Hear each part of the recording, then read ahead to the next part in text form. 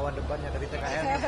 Sudahlah Mas, kalau kita itu cerita etika, pasti ada relativitas.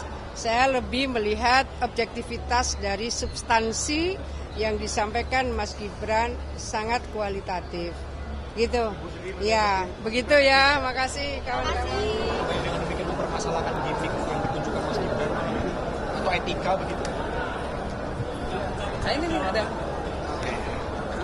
Ya itu kan kesannya melecehkan sekali ya. Menurut saya itu debat kalau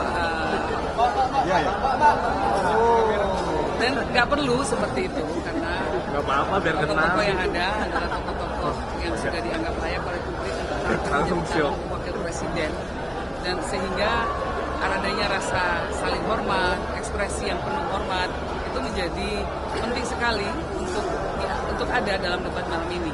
Nah, kalau kemudian sengaja untuk menjatuhkan itu ya memang memberikan pelajaran politik yang kurang baik, terutama untuk anak muda. Tentu kita tidak ingin masyarakat itu menilai anak muda tidak ngerti rasa hormat. Anak muda tidak punya etika. Nah,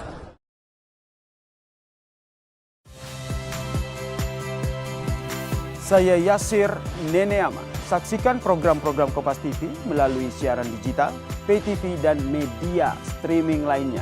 Kompas TV, independen, terpercaya.